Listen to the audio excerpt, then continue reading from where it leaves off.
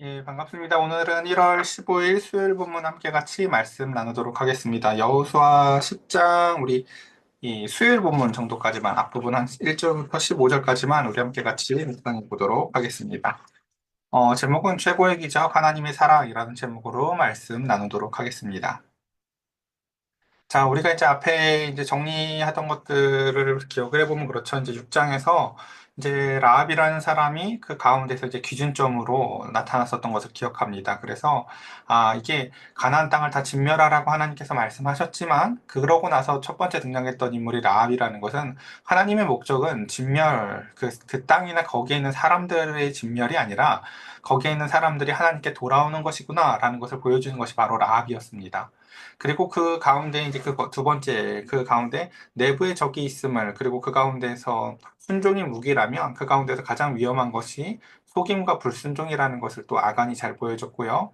그 뒤에 8장에서는 그 다시금 하나님 앞에 그 아간을 정리하고 그 다음에 세겜에서 언약을 맺는 이야기들, 예, 그리고 9장은 그 다음 이제 기본 사람들에게 속임을 당하기는 하는데 그들이 하나님의 말씀을 듣고 돌아서는 모습은 마치 라합 같지만 그 가운데서 방법이 믿음이 아니라 속임이었다는 것들. 그래서 그 연약한 사람들의 방법 너머에 하나님의 은혜가 어떠했는지 이들을 보여주는 이야기가 바로 9장 이야기였고 오늘은 드디어 이제 그 기본 사람들에게 이제 위기가 닥쳤을 때 그 기브온 땅에 임하는 하나님의 은혜와 기적 이야기를 살펴보도록 하겠습니다.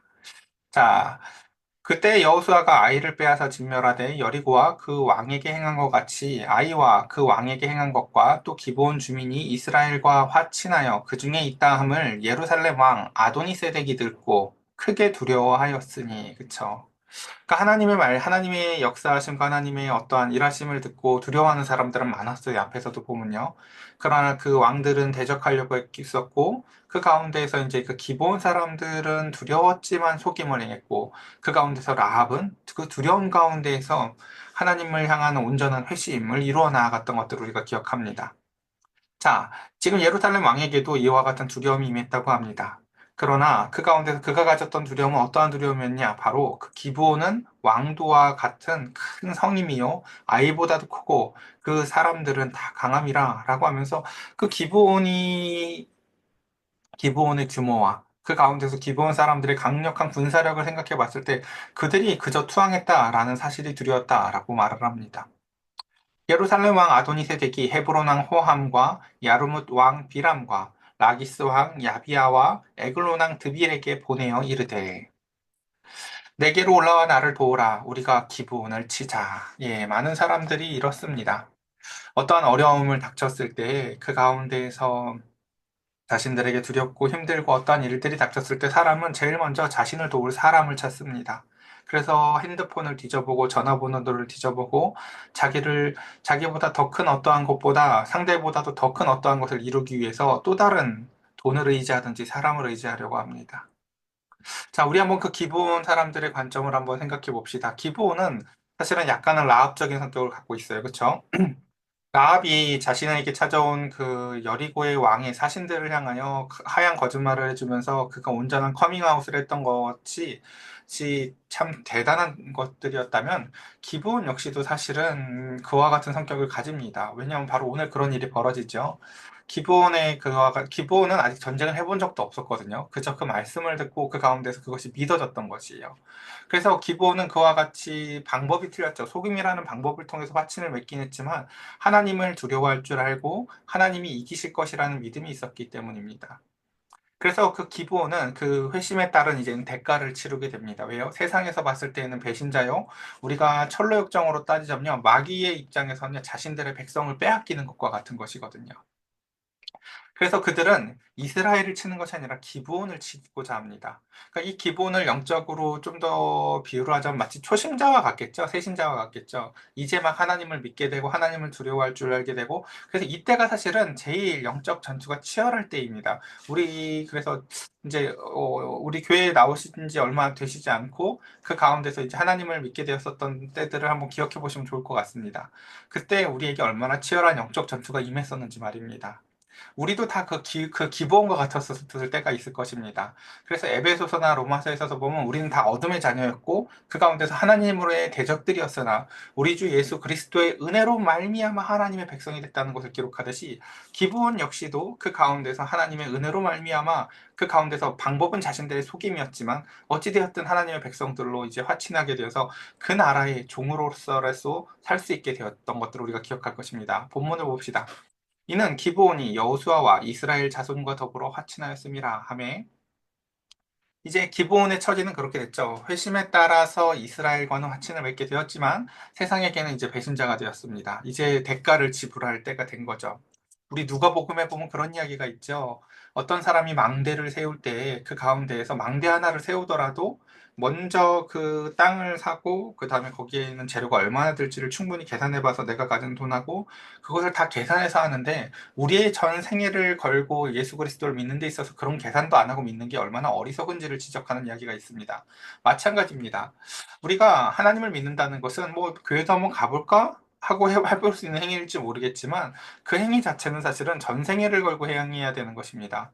기본을 보십시오. 그가 지금 택한 이제 대가에 대해서 바로 뒤에 청구서가 따라옵니다. 뭡니까? 세상으로부터 낙인을 찍히고 배신자로서 불림을 받는 것입니다. 우리가 당장 취직을 하거나 대학교만 가봐도 일단은 술을 먹을 것을 권해봤죠. 거기서 우리가 술을 거절한다는 것은 그 가운데서 이제 커밍아웃하는 것입니다. 뭐라고 하는 겁니까? 저 예수 믿기 때문에 술을 마시지 않습니다. 야, 쟤도 교회 다녀, 쟤도 교회 다녀. 우리가 그런 말을 들을 수 있겠지만 그 가운데서 이제 거기서 그 당장 그 앞에 따른 나의 커밍아웃으로 말미암은 대가가 지불되겠죠. 너만 예수 믿냐? 야, 나도 교회 옛날에 다녔어. 야, 예수님도 포도주 다 마셨어. 그러나 그 가운데서 정작 그들에게 일단 일련의 어떤 어려움이나 진짜 힘듦이 이제 닥쳐왔을 때 그들은 그 뒤에서 나중에 그런 이야기들을 합니다. 야, 걔는 진짜 예수 믿는 애야. 라고 말이죠. 그것처럼 5절부터 보면 이제 그 기브온에게 닥칠 그 위기들과 그 이야기들을 오늘 함께 같이 살펴봅시다. 아모리 족속의 다섯 왕들 곧 예루살렘 왕 헤브론 왕과 야르무드 왕과 라기스 왕과 에글론 왕이 함께 모여 자기들의 모든 군대를 거느리고 올라와 기브온에서 대진하고 싸우니라라고 하며 이제 그 전쟁의 터가 어디라고요? 기브온, 그 세신자의 마음과 같은 곳입니다. 자, 기브온 사람들은 길갈 진영에 사람을 보내어 여호수아에게 전하되 당신의 종들을 돕기를 더디하지 마시고 속히 우리에게 올라와 우리를 구하소서. 산지에 거주하는 아모리 사람의 왕들이 다 모여 우리를 치나이다 하매라고 하며 그 가운데서 그 조급한 마음을 가지고 그들은 그 언약을 기억하면서 그 가운데서 도움을 요청해 나아갑니다. 자, 우리는 아까 사실 그 기본에 대해서 기본에 대한 그 소문을 한 가지 들었죠. 뭡니까? 기본은 상당히 강한 성이고, 그 가운데서 자신들이 갖고 있는 군사력도 적지 않은 성이라고 했습니다. 그러나 기본은 자신들이 갖고 있는 군사력이나 그 어떤 것을 의지하지 아니하고, 바로 여호수아에게 먼저 전령을 보내는 것을 우리가 볼 수가 있습니다. 그리고 여호수아가 모든 군사와 용사와 더불어서 길갈에 올라가니라 라고 하면 이제 길갈에 모여서 8절 그때 여호와께서 이제 그 소식을 듣고 여호수아가 길갈로 올라갑니다. 여기서부터 이제 하나님이 한 걸음 그리고 여호수아가 한 걸음 이렇게 이제 그 두 하나님과 여호수아의 이제 이야기가 등장을 하는데 한번 봅시다. 이제 여호수아가 길갈에 올라갔습니다. 그리고 그때 하나님께서는 여호수아에게 이렇게 말씀하십니다. 그들을 두려워하지 말라. 내가 그들을 내 손에 넘겨주었으니 그들 중에서 한 사람도 너를 당할 자가 없으리라.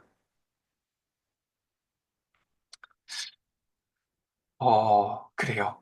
지금 이 모든 것들이 마치 인간의 눈으로 봤을 땐 속임을 당해서 맹약을 맺었던 거니까 이런 어려움이 올 때 제일 먼저 드는 생각이 뭘까요? 커봐, 너희들이 속임수를 썼으니까 하고 우리는 그 맹약을 잊을 수도 있을지도 모르겠습니다. 그러나 하나님께서는 그 가운데에 그 길갈에 올라가는 여호수아에게 이와 같이 말씀하십니다. 그들을 두려워하지 말고 내가 너에게 내 손에 넘겨주었으니 그들 중에 한 사람도 너를 당할 자가 없을 거야 라고 말씀하십니다. 여호수아는 그로 말미암아 길갈에서 밤새도록 올라갑니다. 하나님의 말씀이 부어지자 여호수아의 행동들 여러분 기억나십니까? 항상 하나님의 말씀이 부어지면 아침 일찍 일어나고 그 가운데서 지금도 그 가운데서 밤새도록 그리고 또 저들이 속히 와달라고 요청을 했잖아요. 그렇죠? 그래서 여호수아는 그 말씀에 즉시로 응답하여 밤새도록 그 길을 나아가 갑자기 그들에게 이르게 됩니다. 그래서 여기서 중요한 것 중에 하나는 바로 여호수아의 성품입니다. 여호수아의 성품이 어떻습니까? 밤새도록 그리고 아침 일찍 그와 같은 신실함. 이 신실함은 누구로부터 오는 성품인가요? 바로 하나님이 우리를 향하여 갖고 계신 성품입니다. 자, 그래서 10절도 보면 이렇습니다. 여호와께서 그들을 이스라엘 앞에서 패하게 하심으로. 자, 주어가 누구예요? 지금 할 일들은 여호수아가 할 일을 합니다. 길갈까지 올라간 일을 했고요. 그 다음 또 밤새도록 그들에게 이르는 일을 합니다. 그러나 그 전쟁을 다 누가 했다고 얘기합니까? 하나님께서 인도하여서 여호수아에게 두려워하지 말라고 말씀하셨고, 또한 하나님께서 그 전쟁을 승리하게 하셨다 말합니다. 여호수아가 그들을 기브온에서 크게 사륙을 했습니다. 그리고 베토론에서 올라가는 비탈에서 추격하여 아세가와 막게다까지 이르니라 라고 하면서 아이라는 성에서 원래 플랜 A였었던 이제 여리고는 예배 형식으로 전쟁을 승리했다면 아이라는 곳에서는 이제 플랜 B 매복의 형태로 승리하게 되었고 그 다음 그 가운데서 또 다시 이제는 기브온에서는 밤새도록 그들에게 이제 이르러서 그 가운데서 아침에 이제 그 밤새도록 그 땅에 가서 그 가운데서 그들을 급습하여서 그 가운데서 승리하게 되는 이야기들을 보게 됩니다. 그래서 그들을 크게 사륙하고 베토론에 올라가는 비탈에서라고 해서 베토론이라는 높은 언덕이 있습니다. 그래서 그곳까지 비탈에서 추격하여서 아세가와 막게다까지 이르니라라고 하면서 지도를 보면 여기 그렇습니다. 여기 왼쪽에 보시면 위에 보면 여리고에서 여기 길갈에서 이제 저 여기 기브온에서 이제 저 도움을 요청해서 그 기브온까지 이렇게 가게 되죠. 히위 족속 간의 기브온 땅. 그리고 여기서 이제 여기 지금 지도를 자세히 보면 여기가 산지거든요. 그래서 여기 올라가는 길이 어마어마하게 높습니다. 그래서 이 배도론까지 올라가서 그들을 추격하여서 이제 올라가면서 그들을 죽여 나아가는 것입니다. 이 전쟁의 승리를 해 나아가는 것이고, 그 다음 다시 여기서 이제 내려가는 비탈길에서 아얄론이라는 곳까지 이제 이 뒤에 이제 이야기가 나오고요. 한번 계속해서 살펴보도록 하겠습니다.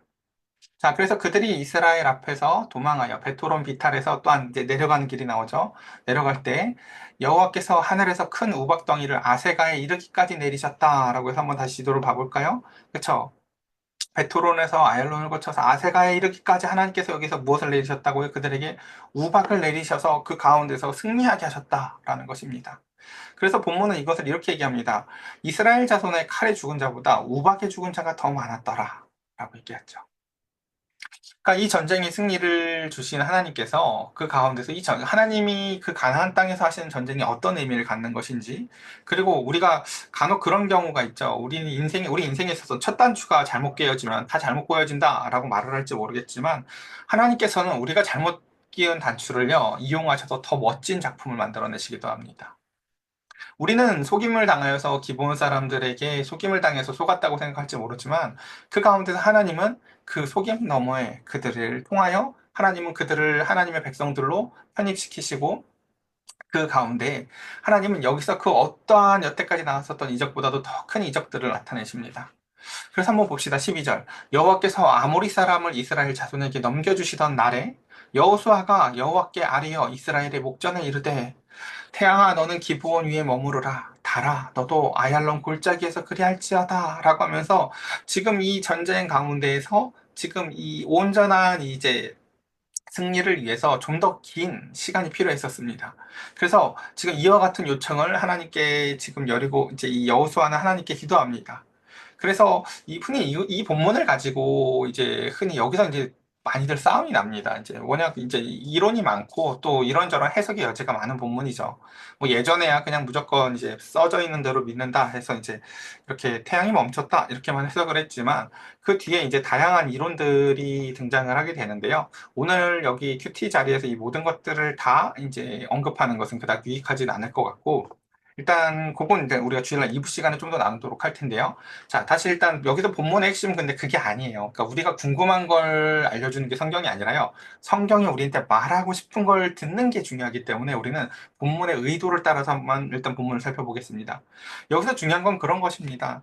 지금 하나님의 역사하신 가운데에서 그 기브온을 도우러 왔던 자들이 기브온만 돕는 것이 아니라 이것이 자신들의 전쟁이 되어서 가나안 땅에 진멸해야 될 자들을 진멸하는 전쟁의 승리로까지 이어지고 있습니다. 그리고 그 가운데서 여호수아는 그 가운데서 이와 같이 지금 이제 모든 만물이 하나님의 손 안에 있고 그래서 하나님의 손 안에 있는 모든 만물들을 통해서 지금 전쟁에 승리하는 가운데서 태양아, 달아 그리고 하나님이 지금 우박을 통하여 전쟁을 승리해 주시는 것들을 보면서 그 자연보다 크신 하나님을 그는 경험하고 있습니다.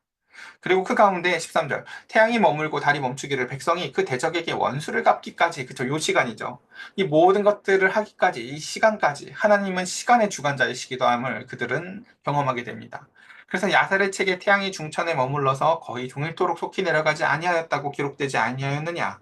여호와께서 사람의 목소리를 들으신 이 같은 날은 전에도 없었고 후에도 없었다라고 얘기합니다. 여기서 뭐 야살의 책 이런 건 별로 전혀 중요한 게 아닙니다. 그 다음 14절 중요한 게 이런 거죠. 그래서 이때 중요한 것은 근데 여기라는 거죠. 그러니까 대체로 많은 사람들이 논란이 있는 것이 과연 저게 태양이 멈춘 건지, 아니면 일식이 일어난 건지, 뭐 날이 길어진 건지, 그쵸, 뭐 이제 이런 것들, 아니면 이게 문학적인 표현인지, 뭐 이런 것들을 가지고 싸우거든요. 근데 저는 그게 전혀 유익하지 않다고 생각을 합니다. 왜냐면 본문에서 그게 중요한 거였으면요. 훨씬 더 명료하게 글을 기록하셨을 거예요, 하나님은요. 그것에 대해서. 물론 자기가 믿는 게 다 명료해 보입니다, 여러분. 이거 문학적 표현이야 라고 믿는 분들은요, 문학적 표현의 증거들이 곳곳에 있어요. 그리고 반면에, 아니야, 여기 봐. 지금 이렇게 딱 뻔히 써져 있는데고, 여기밖에 안 보는 사람들은 이번, 요거밖에 안 보이니까 이렇게만 또 보여요. 근데 중요한 건 뭐냐면은, 이렇게 믿든 저렇게 믿든 그 가운데서 본문이 의도하는 것을 이해하는 것인데, 본문이 의도하는 것은요, 그러니까 이런 거죠. 이제 한 가지만 제가 더 말씀을 드려볼게요. 우리가 예를 들어서 계시록에서 보면은, 예를 들면 뭐 전천년설이든 무천년설이든 후천년설이든 다양한 이론들이 있죠. 저는 개인적으로 무천년설에 좀 더 무게를 두는 사람이지만, 그 가운데 어떠한 성경에서 나타나는 이야기들 가운데서 그것이 명확하지 않을 때에는 그럴 만한 이유가 있다고 저는 생각을 해요. 왜냐면 하나님이 그것에 대해서, 하나님을 믿고 따르고 그 가운데 살아가는 데 있어서 더 유익한 것들이 있다면 때로는 하나님은 어떠한 것들은 모호하게 두시기도 하신다라는 것입니다. 그러니까 여기서, 그러니까 태양이 멈춘 걸 안 믿으면 믿음이 없는 거야. 너 자유주의 신학이야. 막 이런 거 갖고 싸우는 것은 전혀 유익한 일이 아닙니다. 오히려 하나님이 진멸하라고 했던 기본 사람들조차도 하나님은 그들을 다시금 구원해내시기도 하시는 하나님이라는 것, 하나님을 알아가는 게 중요한 것이지, 그 하나님이 쓰시는 자연 만물 중에 하나인 태양을 가지고 싸우는 것은 전혀 중요한 일이 아니다라는 것입니다. 그리고 실제로 여기 본문에서 보면 그래서 무엇이 중요한지를 뒤에 정리해주고 있는데요. 이렇게 얘기합니다. 여호와께서 14절에 사람의 목소리를 들으신 이 같은 날은 전에도 없었고 후에도 없었나니 이는 여호와께서 이스라엘을 위하여 싸우셨음이니라 라고 합니다. 핵심은 무엇입니까? 태양이 멈췄다. 이게 아니라요. 인생을 향해서 하나님이 초월적인 개입을 하셨다라는 것입니다. 우리의 인생들을 향해서 하나님께서 개입하시기를 즐거워하시고, 그 가운데서 그 개입을 통하여서 하나님은 그 기본에서의 전쟁뿐만이 아니라 그 가운데서 그 대적들을, 원수들을 물리치기까지 하나님은 그 여호수아와 함께 하셨다라는 것입니다. 자, 말씀을 이제 정리해 보겠습니다. 저와 여러분들의 인생 가운데에서 영적인 전투가 있었던 영적인 전투가 치열했었던 시기가 여러분 기억이 나실지 모르겠습니다. 우리가 누군가를 전도하려고 하면요, 누군가 그 기브온과 같이 이제 회심하고 회개하고 돌아오려고 할 때 그 가운데서 영적 전쟁과 전투가 치열할 것입니다. 때로는 그 사람에게 속은 게 아닌가라는 기분을 느낄 때도 있을지 모르겠습니다. 그러나 하나님은 그 너머에, 그 크신 은혜 가운데 그들이 도리어 그 일을 겪지 않았으면 도저히 경험해 볼 수 없었던 또 다른 은혜들을 준비하시는 하나님이십니다. 저와 여러분들의 마음과 생각이 그 가운데서 더욱 성경 본문을 볼 때 내가 궁금한 것만 가지고 따지고 남의 신앙을 재단하고 판단하는 신앙을 넘어서서 하나님의 크시고 드넓으시며 그 가운데서 오묘한 섭리와 하나님의 크신 사랑을 느끼셨으면 좋겠습니다. 그래서 오늘 말씀의 제목이 뭐였는지 여러분 기억나십니까? 다시 처음으로 넘어갈까요? 최고의 기적이 무엇이라고요? 하나님의 사랑이라는 것입니다. 성경에서 오늘 이와 같은, 사실 성경 전체에서 만약에 이게 태양이 멈춘 일이라고 생각을 해보면 홍해 갈라진 것보다도 더 큰 기적이고 사실 제일 큰 기적이겠죠. 근데 이게 만약에 하나님께서 우리에게 전하고 싶은 가장 뛰어난 일이었다면 성경 곳곳에 기록됐을 텐데, 이 사건은 여기서 기록되고 더 이상 어디서도 잘 언급을 하지 않습니다. 그것은 하나님이 이 사건의 크기와 무게를 하나님 입장에서 크게 두시지 않는다는 거예요. 하나님 입장에서 더욱더 크게 무게를 두시는 이야기는 항상 뭡니까? 하나님이 우리를 사랑하신다는 것입니다. 그것이 가장 큰 기적이고, 하나님이 우리를 사랑하시기에 하나님의 독생자 되신 우리 이 땅에 하나님의 아들 우리 주 예수 그리스도를 보내셔서 죽기까지 우리를 원수가 되었을 때 우리를 사랑하셨다는 것이 큰 기적임을 하나님은 말씀하십니다. 저와 여러분들은 바로 그렇게 그 하나님에게 크신 사랑을 받고 그 가운데서 하나님은 심지어 우리의 인생에 이제 나는 너의 인생에 개입하기를 원한다 말씀하십니다. 오늘 우리의 인생에 수많은 전투들이 있을 것입니다. 그곳 가운데 우리는 이제 하나님 앞에 두 손을 들고 기도했으면 좋겠습니다. 하나님, 내 인생에 개입해 주십시오. 기브온 사람들이 여호수아에게 다가와 자신의 성의 든든함과 자신의 군사력을 가지고 싸우는 것이 아니라 우리를 와서 속히 도와달라고 요청했던 것처럼 우리의 신앙이 누군가를 향하여 하나님의 도움을 향하여 끊임없이 기도하고 만물을 자연보다도 크시고 만물보다 크신 하나님의 크신 은혜와 영광을 찬양하는 저와 여러분들의 삶이 되시기를 간절히 축원합니다. 이 시간 함께 같이 기도하겠습니다.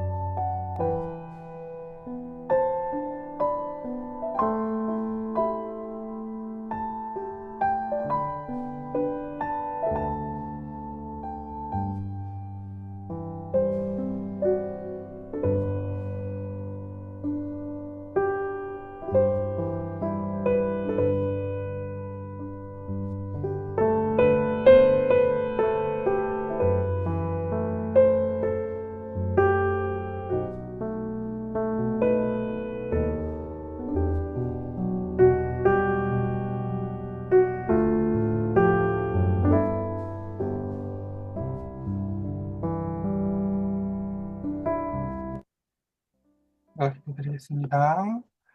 하나님,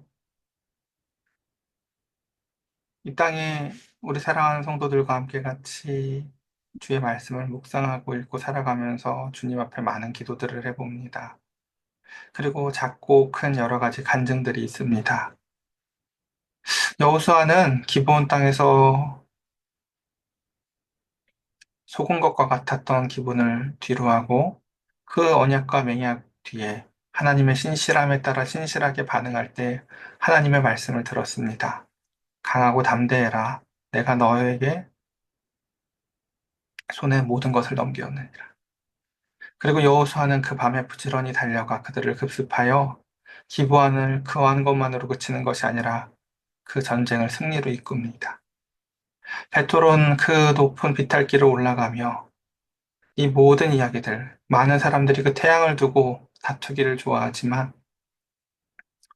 하나님, 우리는 그 태양의 멈춤이나 달의 멈춤의 이야기가 아니라 하나님과 여호수아 사이의 사랑의 이야기로 이 본문이 보여지길 원합니다. 하나님이 가라고 하셔서 따라가며 그 높은 언덕으로 올라가며 우박을 통해서 승리하시는 하나님을 바라보며 여호수아는 그 길에서 그와 같이 자연과 만물을 향하여 노래하고 찬양합니다. 하나님, 우리의 삶에도 하나님의 개입하심을 주님 요구합니다. 요청합니다. 주님, 우리의 삶에 개입하여 주시고, 인도하여 주시고, 우리의 삶의 주인이 되어 주시옵소서. 우리 주 예수 그리스도의 이름으로 기도드렸사옵나이다. 아멘.